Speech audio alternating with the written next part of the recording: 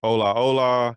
I'm Trek with two Ks, And I am 3D, and welcome to Metaverses The Other Side. brought to you here on the Gentleman of Crypto Network. Just a heads up, this episode is before we had the idea of bringing the Twitter spaces to the Gentleman of Crypto Network. And so that's why we're talking about the stuff that we're talking about in this episode.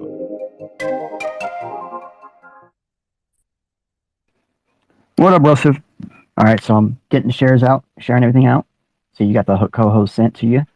So getting the link, the stuff in front of me now. Okay. All right, so basically, today I think we're gonna just kind of do like a off-the-cuff fly, see how things go, of some news and such. So basically, we have hand bits of news. The first one I think is kind of I think this is one of those things that this could change what we actually have as in like metaversal technology quite a bit. So WIST, W-I-S-T, also known as wishlabs.com, basically jump into or step inside your memories where they are now able to take video footage and 3D textualize the concept of what is in the footage for your VR, AR scenarios, headsets, and of course metaverses.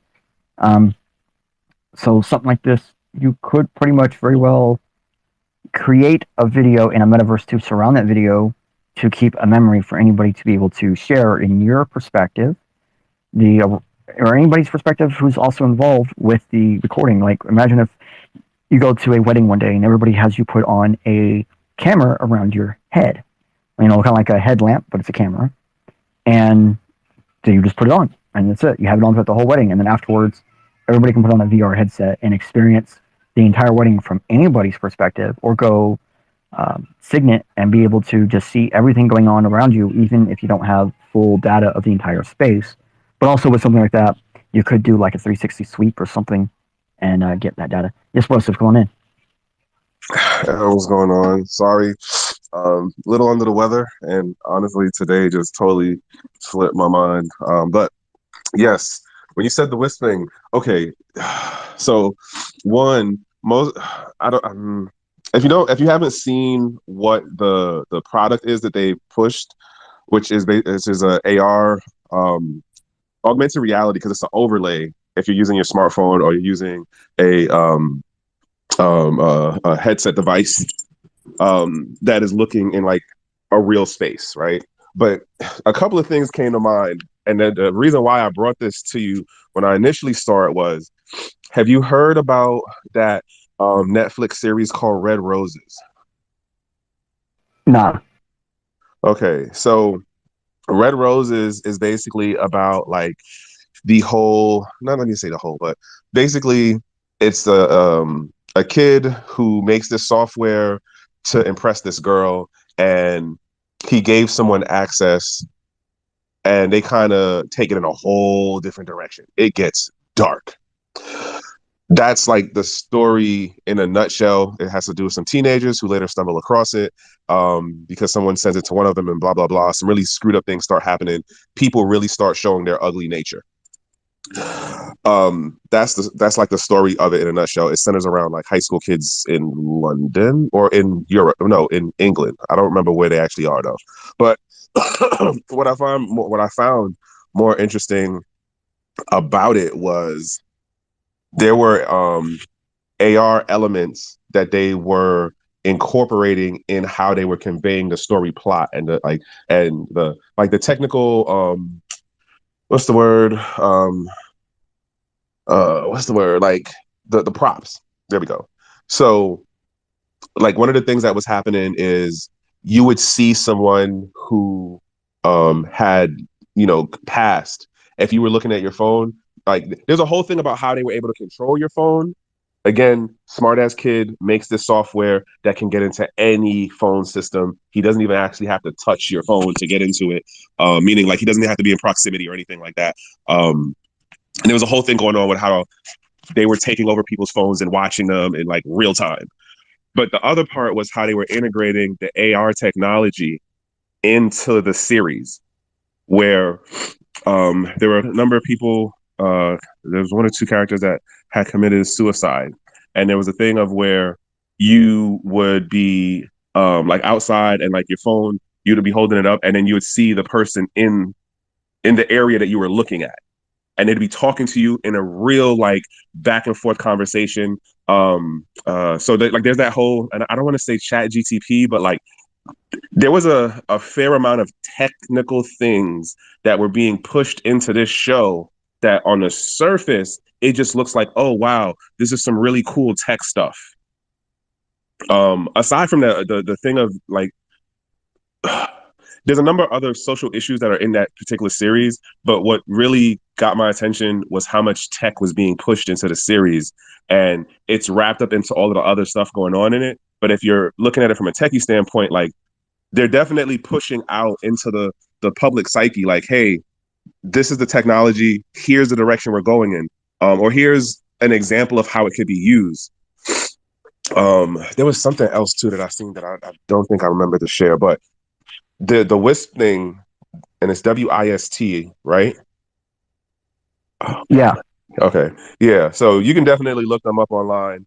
I'll try to remember to put the link for them in the description when I push this over on the YouTube side for the Gentlemen of Crypto network. But yeah, like if you look at what they're doing, and if you haven't seen it and or you have seen it by the time you see this, like some people might go, well, you know, what's the difference between that and just like a video recording or a selfie? Difference being is it's an overlay, and you could put it in damn near any environment where you might have the fake like a realistic environment from something that was like 2 days ago, and then you could add in that overlay of whatever that image or that interaction was that you have a recording of in this particular format. This is not the same as how you record a selfie. This is not the same as how you see movies and TVs, which the other thing that made me laugh that you have brought up a point on about how you'd have like that point of view of being able to review that experience or that interaction. There was a period, I want to say in either the latter 2000s, so like after 2010, where porn was doing this thing of where it would give you like and I don't know who was the first company to start it or what was the like the technical way they were introducing it, aside from like doing multiple camera angle thing. And I want to say this was like before Matrix and shit like that came out, but it was something porn was doing where You're talking about the immersive porn, right? it might have been that. I don't remember what it was Where, like called. I just okay, remember there was this thing where you could like go around, like you could click a button and you could like scroll around live almost throughout the entire video and see almost any viewpoint. yes. Okay, so that was I do remember that, and they had tested that on a bunch of stuff. I've even seen skateboard videos of the same thing. So the company that was doing it, they were just basically paying people to try and play with it, and what that ended up coming out with was tons of videos, most of them being porn. And the couple that made it super famous was Peter North and some lady. God damn it, she's super famous. She's more famous than Peter North. I can't remember her name. But they were the two that their video is the one that made that technology pop. And the funny thing is, like, the people, when Matrix came out, there was a group of people that came out after the Matrix and said, hey, you know, we've been able to do this for a long time. We could have cut your production time by 2 years. That's the same people that actually invented the technology you're talking about right now. The people that told the Matrix they could have cut their build time by 2 years because they had that wraparound tech. I think it's called wraparound video, where you can like spin around or whatever. And nowadays we call it Live 360, but back then I think they called it wraparound video. Okay, see, like I didn't remember the name of what it was, but my point being is that's what it made me think of when you said the thing about having a point of view. So like you have an AR file or an AR, you know, interaction that you want to go through reliving that memory again, and you can do it from any point of view. It's a difference than just like watching a video or some old movie that allows you to, you know, jump around in the different camera angles. Again, in that you can be in a real world environment and you're putting this image over to whatever is in front of you in the real world versus how a selfie recording works, of where it's the same backdrop and you in that past time. Like, how about like, yo, I was listening to something with Cliff High yesterday or today, and he was talking about the thing of like time, right? Where how do you take a thought and like move it forward in time once you, because he's like, once you write it down it instantly becomes a past thing. But at a later moment, you can then retrieve that past thing and bring it into your present moment. Now, I cross this over very wildly and loosely with the idea of, if you are sitting in your living room and you have a picture or you have a recording of your grandma, of your kids, of yourself or something, and it's from like 5 years ago, like that idea of like what does time mean when you have technology like this at your hand or at your disposal? And the other thing to remember, and I was saying this from like how long before, all of this stuff is basically going to the mobile access of it, right? So in the beginning, it's the experiment, it's the fringe people, like, you know, me and 3D messing around with stuff, being aware of stuff. Then it makes a certain point where somebody makes it into mass adoption, it gets integrated in various ways, whatever. And then at some point they got to figure out, well, how do we get it down to the mobile thing? And my first side of seeing it was on the marketing and branding side and being able to push products at people. All of this is coming down to, you're going to be able to have this technology in your phone or whatever your smart device is. That's going to be like I don't want to say crescendo of it, but it will be the ultimate direction. And the more annoying part of it is X amount of it is just working for them to find things to market to you, versus the people who are trying to do it to be creative or do things to, let's say, help people. I don't know if that is the right way to say it, but yeah, it's hard for the ramble. But I had a whole bunch of thoughts with the stuff that you were saying. No, bro. Like, I'm fully with you, because you're talking about metaverses on the go. So we could actually put these metaverses more on the go, because like the AR technology we're seeing with this Wishlabs, it's a free, something that they're doing is called free anchor, where so it's something that we saw with Pokemon Go as well. You can do a free anchor AR environment with Pokemon Go, which just means that the phone has enough technology within the camera chipset that it can determine depth within that. So within that, it can actually determine how far away you are. So it can actually give you a real more experience with the AR, but at the same time, that means that the computer, the little chip inside the camera, can actually determine where the best locations are for you to drop in an AR in that area. And that's how Pokemon Go works, is it uses technology that's in all of your phone chips, camera chips, in order to perform that. Like we actually have a phone at my house that says it can handle the game, but when you try to do anything with AR, it messes up because it doesn't, that camera doesn't have that chipset, because the camera is actually really old. It's not the original camera. And so we found out the old way that, so this technology works, and there's a phone that exists where they have an AR viewport, where you remember those old viewports that you would have for like your cameras, like the little viewfinder you'd put into your eye to be able to see what the camera is viewing? It looks like that, but it's on the bottom of your phone. So you set up the AR environment, like the AR thing on your phone, and then you tilt it and you put your eye up to it, and it basically just, you see the AR in the environment directly in front of you, and this allows you to like walk around and stuff in a manner to where you can still see what's in front of you. Now, I know that phone didn't do so well, even in its own country. I think it was in Taiwan or something like that. But that technology, people have found out how to do that with screens, where there's a camera on the top part of your phone. Like my phone has a small camera at the very top of the phone, so it knows it has an AR, it has an IR, and it has a camera. And the AR is not the same as artificial reality. It's a different thing. It's kind of like infrared, but I can't remember what it stands for, airwave or something like that. And basically, it has these different things. So it knows when it's in my pocket. It knows if there's something covering it. But it allows me to do something where I can do like walking inversion or something like that, immersion, where I can turn on the thing to where while I'm walking, it feeds me that one specific feed. So I can be looking down but seeing in front of me. And it does all the AR stuff with it and stuff like that. So I can have a more immersive experience without having to look away from my phone. So like what I'm saying is, they're already working on putting that technology into the devices the best they can, even now to where, you know, between the different camera setups and stuff, they're actually able to do things where you can be playing games on your phone and the game can actually pop up and say, hey, slow down, whatever. So these metaverses can be really on the go. And I don't remember if people remember, we got Desk Ryan here as well. I know they're a bit older tech people, so they might know as well. When Androids first started coming out, Google produced Google Cardboard. And that was just to show the power behind the open technology of Android, because they had built in AR technology into the open Android kit. And so any phone with Android could use Google Cardboard. And so you download it, use it, and it allows you to have VR on the go and stuff. Now they're able to do AR on the go. So now we're getting to a point where we're just not just doing this, we're going to have metaverses on the go. And to a point where it's like, if me and you were at a thing, and we're at a place like, remember Shitcoin Conference? Have you been to Shitcoin Conference? There's like a certain building they use. I could like we can go down in yeah, Wynwood. absolutely, bro. So we could go there like this next shitcoin conference together, and we could use some of this AR tech. Say previously, I actually have recordings and stuff from the first one. I think you have recording stuff from the second one, right? Like pictures and stuff. Yeah. So we could actually feed our information all into the same AI AR system, and then it could produce us a combination of both our memories. So I could visit the second conference that I missed through your memories, and you could visit the first conference you missed through my memories. And we could both go back and review each other's conferences while reviewing the new one personally, physically. Like, I mean, this type of technology, it can go further on than just simple a metaverse is metaverse. A metaverse now could be transferable, tradable, exchangeable, reviewable. It could be a temporary trade, a long-term trade. We can start renting out metaverses. Like, I was asking a question today on Twitter. I was like, when am I going to be able to do DMC or DCM, digital copyright management, whatever, on hashes? Well, come on. Okay, so you remember that show I told you about on Netflix, Cyberpunk? Yeah.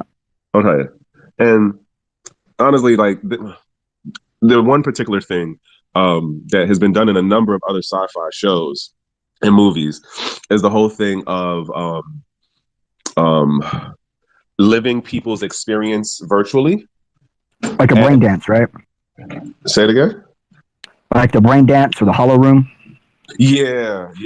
So that was one of the things in there. Again, it's also funny to note how anything like within the sex space, sexual space, or within death, case in point, like murder, suicide, homicide, all of that stuff. Sorry.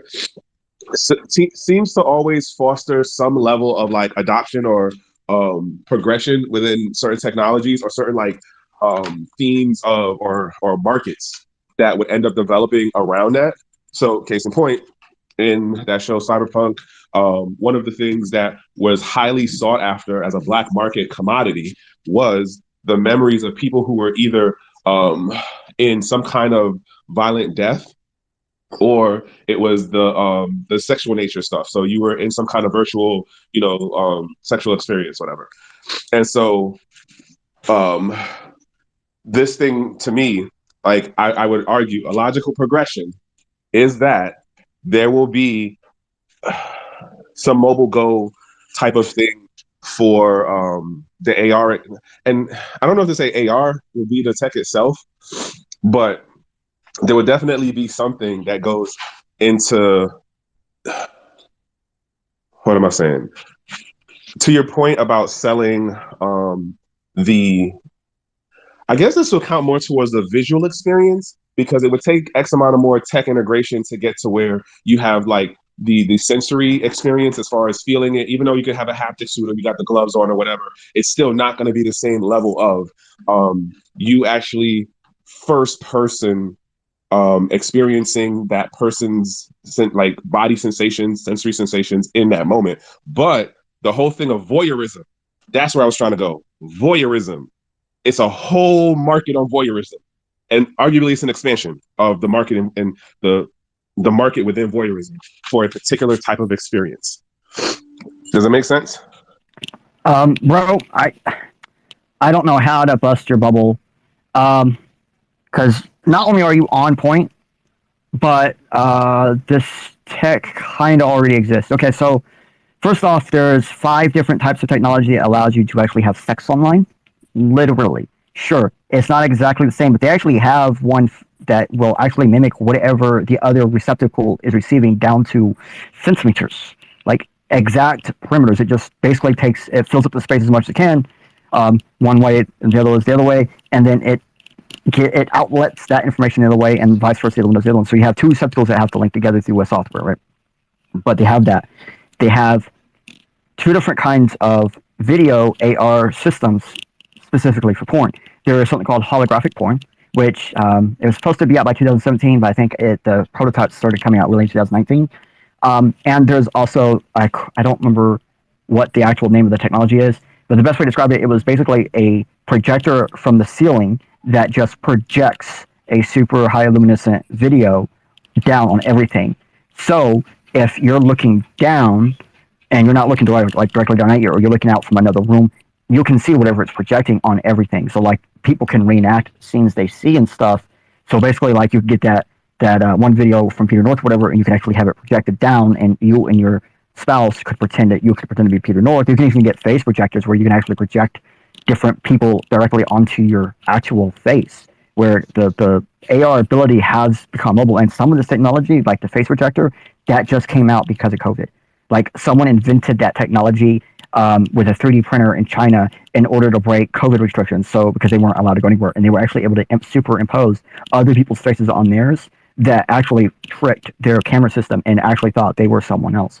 And there's even like extremely high definition masks you can get and have made that are as real as possible. Like this person has won awards for having as humanistic as possible masks that are super fucking thin, bro. Like when they put the mask on, it's hard to tell they're wearing a mask because it's not much thicker than their actual face. And they said that was actually one of the tricks that made the ability to get the detail, was it being so thin. It's like one of their trade secrets is how to get it so thin or whatever.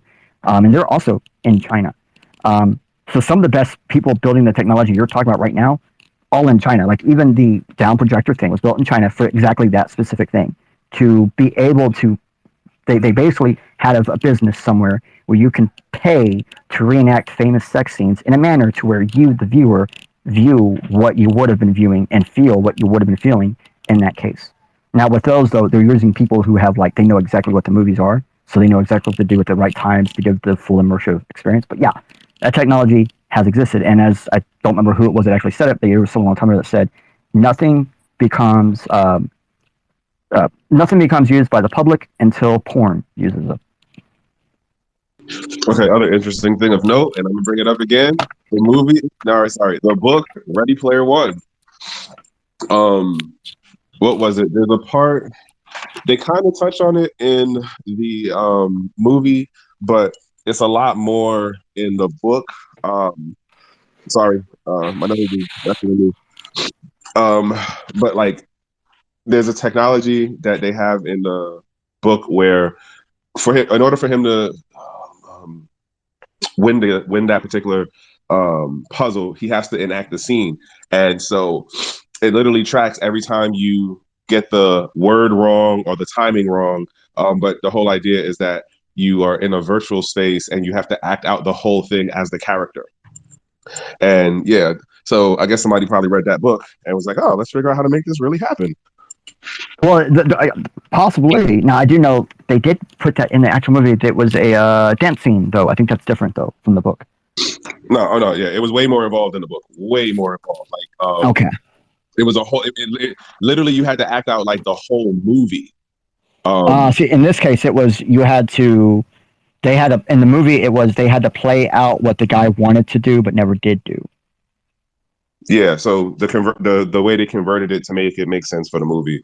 But yeah, and it's so great point in regards to how porn makes for public mass adoption of technologies, even though we don't publicly acknowledge it. It's funny how everyone's aware of it, but we don't acknowledge how porn and criminals really do push technology.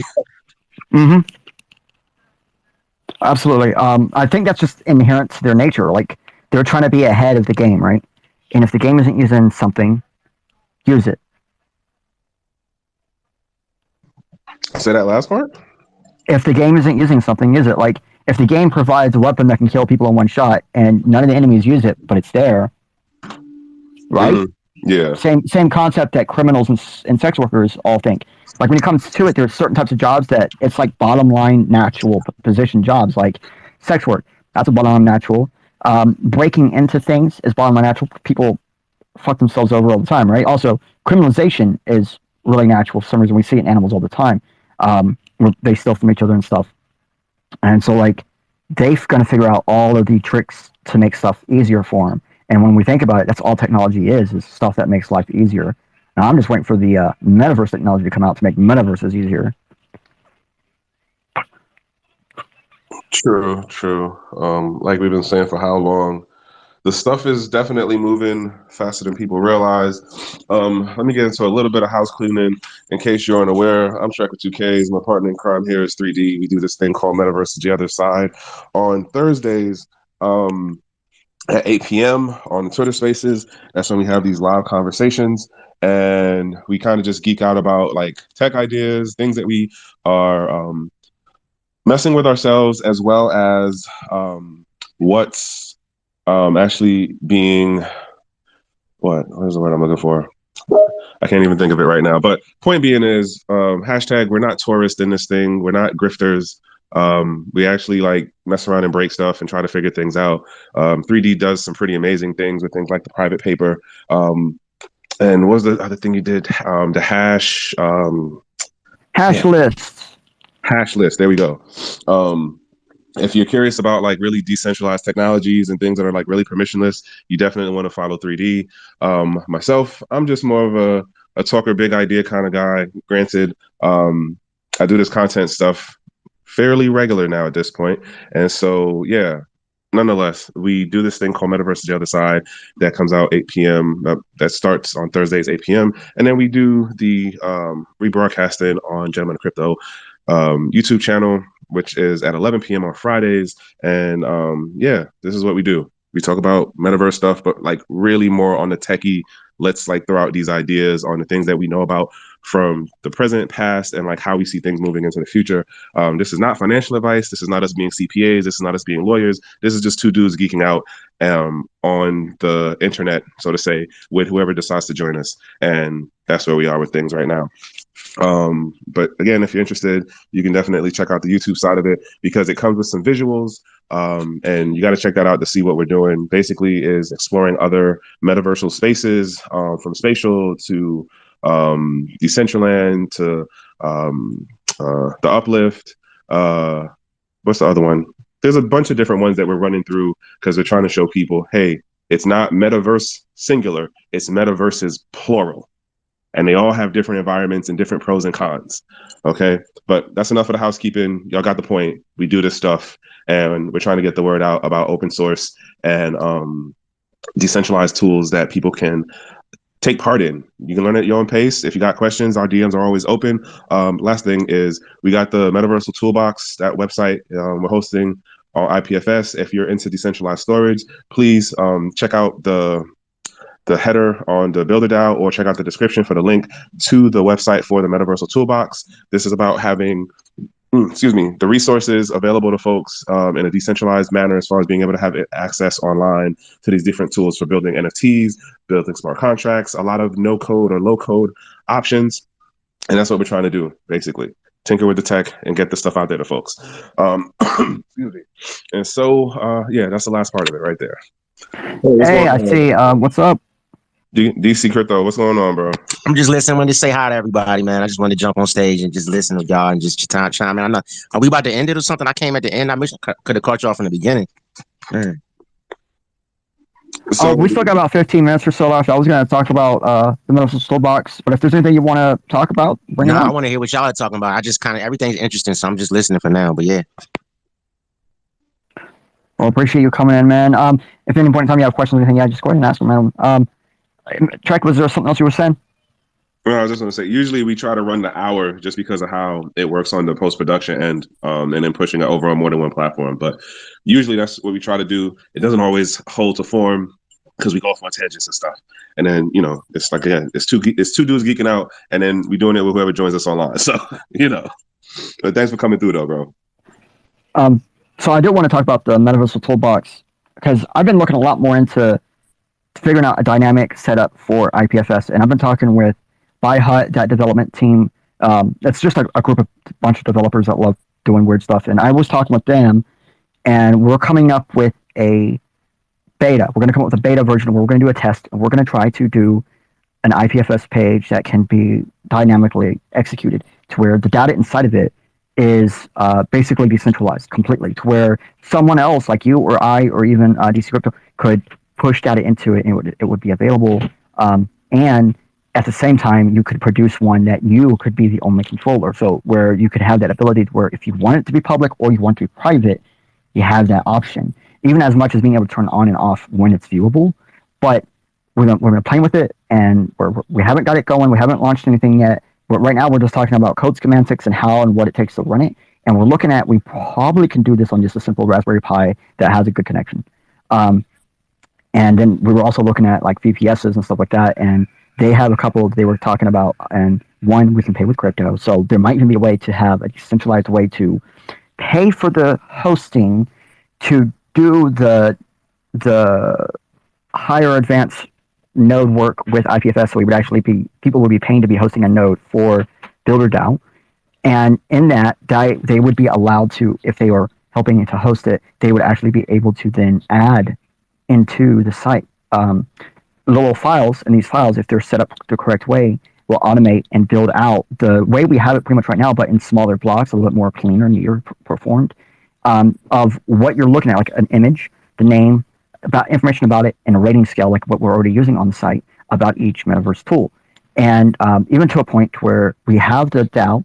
And I was talking with someone, and they said there is some scripts that I need to look into, and they're trying to teach me how to do it, where we're going to try to get it set to where if he was to push a proposal in the DAO on Wax DAO, and it was to remove something out of the folder, and it was to be executed, like, you know, enough people voted on it, it goes through and it's approved, it would then, the funds that the people put in to make the proposal, a portion of those funds will be used to pay whoever is hosting that data to delete the data.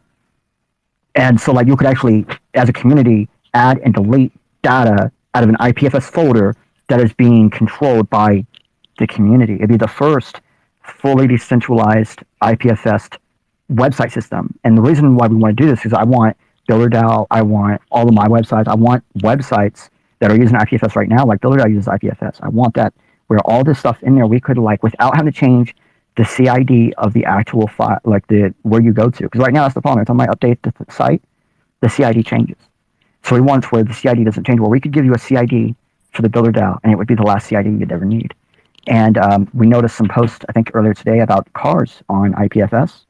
And I was looking into this, and this is the technology that I've been talking about, that I've been trying to figure out how to do. I would keep going. I know I've seen in the white papers and stuff, scripts and technologies about doing notifications through IPFS because they have a blog system. And now with these cars, that might be the trick into doing the notification. So imagine if you had a decentralized system to where every time the BuilderDAO was updated, everybody who's hosting it could get a notification on that device saying, hey, there's an update. Imagine that shit, bro. And so we're looking into that right now. So I haven't updated the BuilderDAO website, in case anybody's listening to this. I haven't updated it because I want to get it dynamic. I want that last CID. I don't want to, get muddled with all these different CIDs people are trying to host. I want them to be able to host one CID, and that's the last CID they need to host, unless they want to host the folder or something. You know what I mean? And because we have been seeing some pins, I've actually been noticing quicker load times on it, because it used to be 3-day load time, and the last time I did it, it was like 20 minutes. It took 20 minutes of like clicking refresh for it to actually pop in on a device I wouldn't have the actual node on. And so that compared to like just a few months ago when it was 3 days, like that's a huge difference. And now imagine if I'd say this is the last CID, everyone who's hosting it, this is the last CID you need to host, and then we could just gradually have absolute faster load times in the future.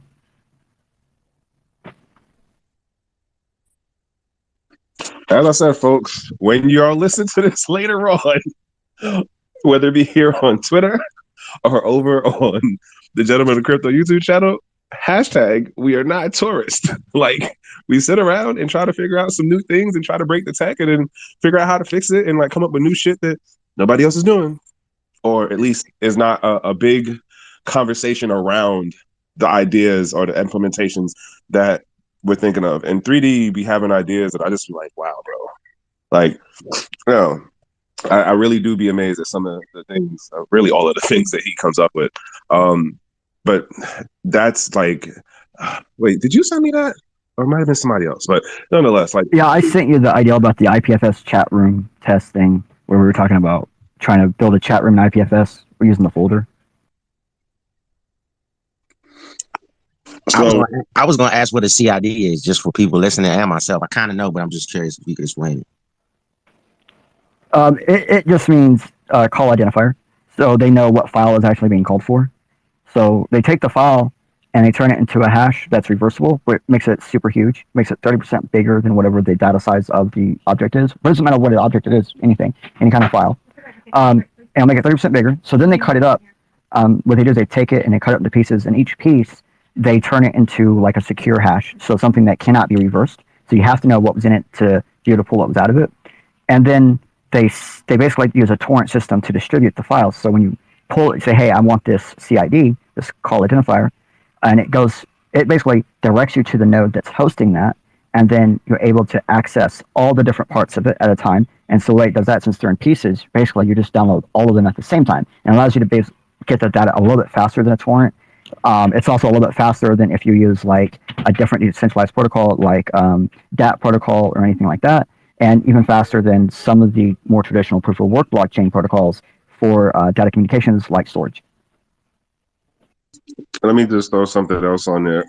So what 3D was just explaining is one of the ways for which data is stored when it comes to the internet.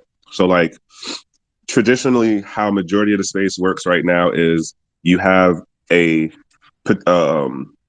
specific location that some kind of content is stored in a folder, right? That's generally like how AWS works, Google Cloud works. That's the whole thing when they talk about like silos of servers, right? There's a folder that has this specific information, but the information itself isn't necessarily uniquely identified as far as the content itself. That's the drastic difference between a CID and the traditional way of how we store and organize data online now within the whole cloud server thing, all of that stuff right there.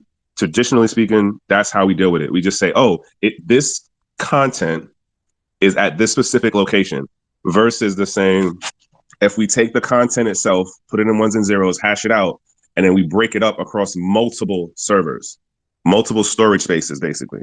That's the difference in regards to how IPFS is doing their stuff and how they are changing how we look at data storage from doing the siloism stuff to the distributed stuff. So that's another thing to understand about the distinction. Excuse me. And then the point that 3D was making earlier about making a dynamic website versus the static is that traditionally, just the same thing I explained about like how the storage works.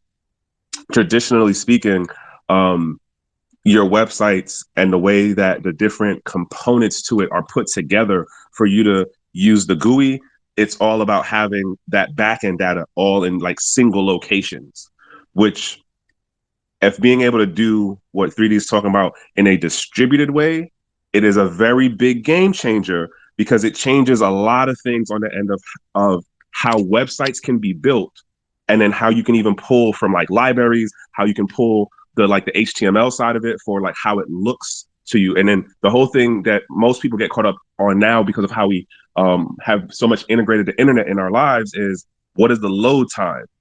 And that's the biggest gripe that a lot of people have with IPFS and how its ability to host a web page that you can't you can update it when you choose, but as he also said, that changes the CID of it every time you make an update, which leads into a whole nother set of issues and just like making the work harder to maintain a site on IPFS.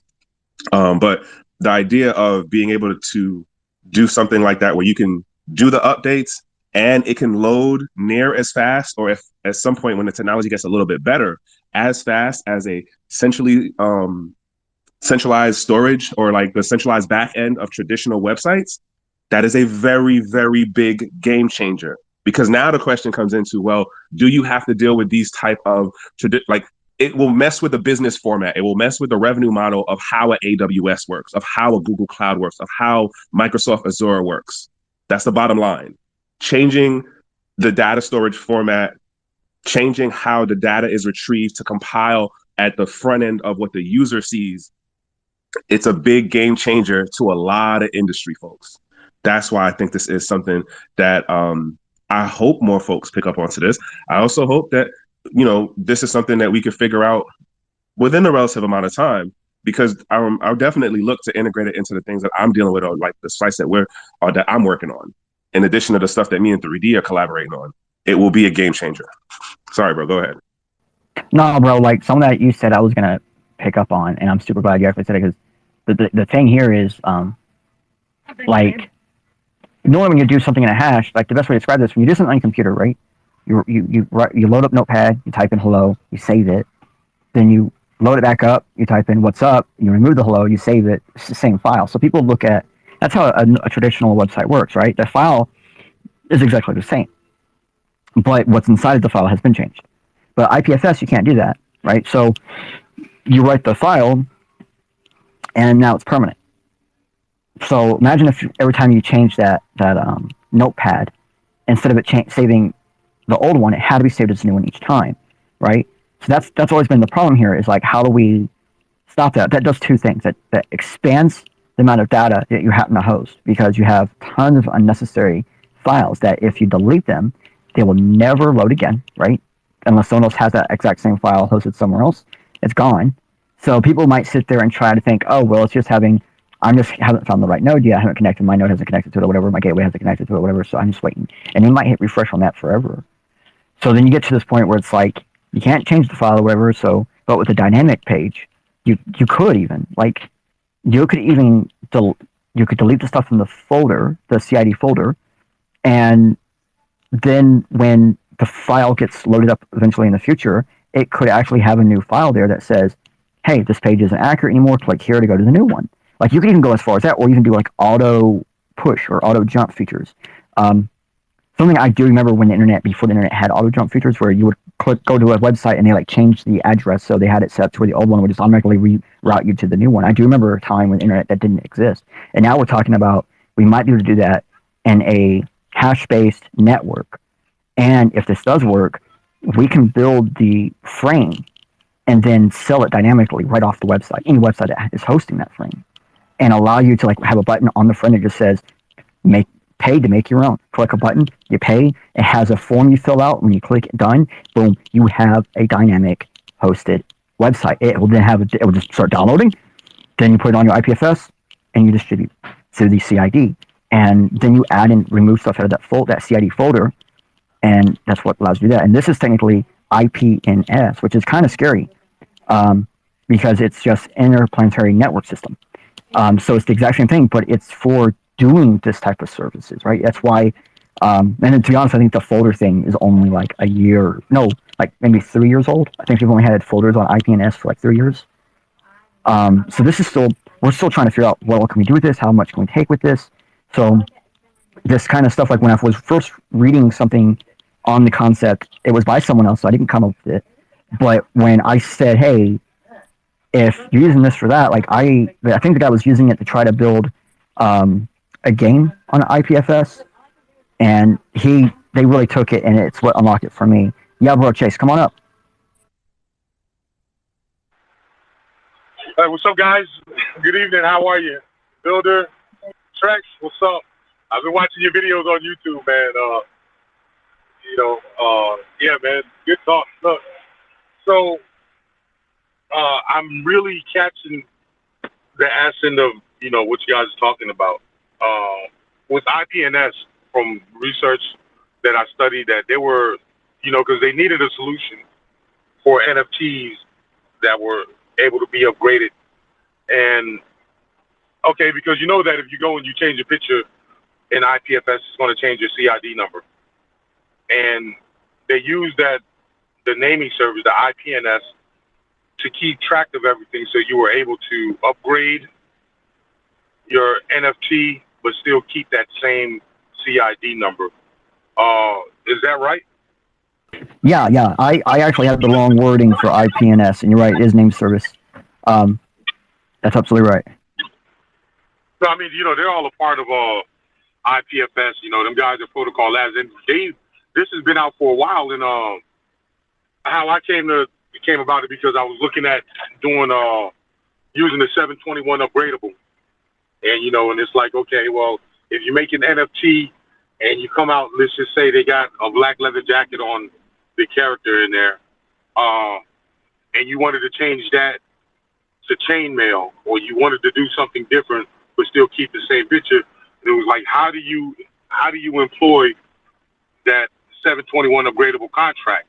And then it led me into IPNS, and I mean, it's a whole nother animal. So I was like, oh, okay, so I can upgrade my NFTs, still keep the CID number. I just have to take everything, I just have to use the IPNS. And, now we start talking about some technical stuff and doing some extra mapping and everything like that. But, I think that'll help out as far as like, I mean, let's be honest, right?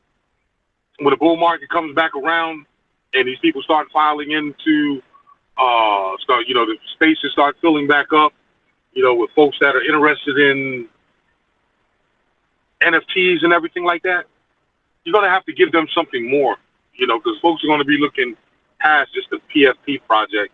They're going to, and I think that the ones that, the NFT projects that's really going to make it outside of your blue chips are going to be the ones that offer that upgradability, great utility and stuff like that. So, yeah, and I think that, people are going to, we're basically going to be forced to step our game up, as far as NFT creation goes. And the tools has already been there, and a lot of guys, they're not using the tools. Part of it is because they don't know about it. I land the plane on that. You're absolutely right, though. What we're trying to figure out right now, like we're basically, me and this small development team, we're trying to figure out how to do IPFS or IPFS chat, where we're having the naming service folder be the chat output. So people would have to set up a specific type of files and send it in. But on the CID that is the folder, you'll actually have a GUI where you would be able to actually be able to say, hey, I want to put in, just like a normal form, like you would on a normal chat room, hit enter, and it would just automatically do your upload for it. So you have to just do the node service for the upload and all that, blah, blah, blah. But if something like that, it really does work, and the way that we're thinking it's going to work, then you could actually have like NFT video games, where NFT broadcast stations, where the data coming to the NFT, the initial data is just like the filtering and the styling of whatever else is going to come after, and it just pulls in a name file. So, the name folder, so the IPFS name folder, and all the data inside that. It's just a list of CIDs. You pull in those CIDs, then you go through and you say, okay, this says this, so we know it's an asset. This says this, we know it's a clothing, and like live build and stuff like that. Even to a point where you could like load in hundreds of assets and then it randomly pick out of those assets, and you put it into that NFT or whatever, and then deletes out of the folder so they can't be used again. So then you could have a custom character in a game that's running inside your NFT. And the way it works is like if you're looking at the NFT, anybody could see what's happening at any point in time. But if you own the NFT, inside the unlockable section, that is where your controller would actually be. You would just use a markdown styling controller to be able to process, send the data from the controller window, which is just a technical iframe, and sending it into the actual, like using the internet, because it's connected to the internet, you connect the internet, it's using the internet to actually then byproduct the information to your view screen, which is the NFT through the IPFS system. I've actually done stuff where I've done a board game inside the unlockable section on Ethereum NFTs back in 2019 or something like that. And when you unlocked it, it actually had the board game. It had a VR, AR, and a flat 2D version, all right there. You could actually open it up, expand it. You could put on your VR and experience it. You could put on the AR, experience it, and you could have a bunch of people around a phone and literally experiencing and playing the game together live, all inside. So now you're talking about where everyone can view what you're doing. And if there was 20 of these NFTs all connected to the same database point, you guys would be able to see each other playing at the same time. You want to talk about bringing NFT level up, bro? You get into this IPFS and this IPNS a bit harder, and you figure out how to do in those fetches and those calls, and you figure out how the data is actually set up, and then you set up an ordinance or basically a protocol for how you want your data set up for whatever you're doing, and that will allow, like, you could actually sell people the ability to upload into it for you. Now, technically anybody could upload, but you can do stuff where, like, there's inside the output, it has a script. It says, hey, I need to pull this piece of information from another folder that you personally host on your own. And then that information that comes from that folder is a list of CIDs that are approved to be displayed. So you can even control what's being displayed if you want to. So then you could like charge people to put stuff in there. So if you want to do like a music station, like I know you talked about music stuff, that's why I bring it up. Bro, you get further into that and you start charging people to be into your decentralized music station that anybody can listen to at any point in time for free. But not anybody can own the rights to upload into it. That's where you have to hold the NFT. You have to own the NFT. That's when you bring more value into whatever you're doing. And I know that's exactly what you're talking about, that kind of stuff. And you're right there. You're on the right path. You're just like on the edge of breaking that fifth wall and making it happen. Come on, Trey. I just want to say, if anybody knows Pinata, tell them to reach out, because he literally just described their whole model and was like, yeah, we can break it down to a whole nother scale level. And we're just doing it for free, though. Sorry. If you don't know what Pinata is basically a nicer front end to be able to add things into IPFS. There's the free version, and then they like have a paid version that gives you a little bit more room to do some things. But what he just described, for folks who missed it, the basic idea was being able to do a dynamic website, which would ultimately be able to work into hosting actual NFT-based games in an IPFS decentralized storage ecosystem, right? Pinata makes it much more user-friendly on the front end. Granted, I haven't been on their site in a little bit of time, so last I know, this stuff that he just described, they're not there. That's not what they offer. Yeah, like the last time I tried to host a website through their thing, it treated the website as an image. So they've actually done something to where stuff hosted through that gateway gets tried to reroute it into some form of image. And if you put something through it, like HTML, direct HTML, it outputs strange. So some stuff doesn't work right. In case anybody has else noticed that weird solution, where they build something and they're on IPFS.io and it's working fine, and then we're on the gateway.pinata.cloud, it doesn't work the same. That's why. And Chase, what's up? Okay, so I use IPFS. I'm on their base service. It's costing me a little pretty penny a month to use there, and being able to set the default gateway and everything like that is very useful. And if I'm correct, Pinata is a subsidiary of Protocol Labs. Protocol Labs own IPFS. You know what I'm saying? So, it's just that I would think that both of them could be a little bit more, they could do a little bit more as far as like getting down to the nitty gritty and everything like that. And there's really a lot of stuff to read on, a whole lot of documentation to go through, to know how to use it and everything like that. But yeah, I use Pinata for my, for my collections and everything like that. I wanted to run this by y'all real quick, right? So I was speaking to a couple guys last night and everything like that, and because I want to design a game. And what I was thinking about was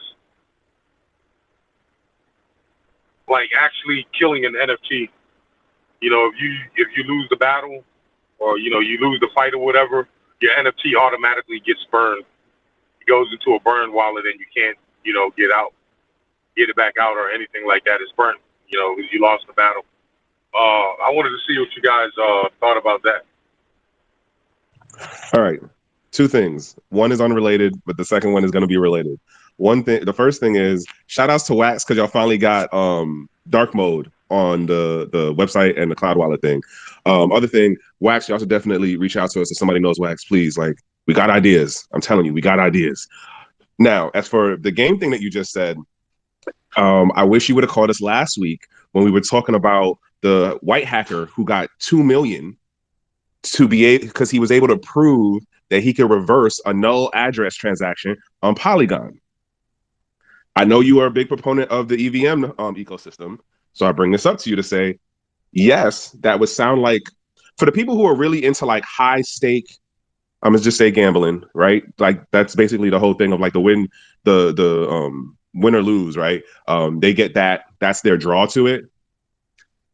I would say, yeah, this sounds like a good thing, but you'd have to really figure out how to get to those type of quote gamers, and I'm gonna say / gamblers, because that could be a draw for people. I'm gonna either win big or I'm gonna lose it all, right? And like the people who aren't really drawn to that kind of it, they'll probably complain, well, why can't you do something like pay for an extra life or pay for a healing thing? And it's like, no, because I don't know what your actual rules are for how the game will be played aside from this one particular thing. But the other part to note is if you're in the EVM ecosystem, and me and 3D was talking about this last week, it'll only be a matter of time before this starts happening in other chains where someone is like, oh, I proved or I did blah, blah, blah. I was able to reverse a null transaction. Point being is you get this game out, you get a little bit of a crowd going, you get some community, it gets some level of adoption. You might see one or two other more known names using that particular tactic in their gaming play, right? And then so double spend NFT. And that's what it leads to. And that's what it basically leads to, the double spend.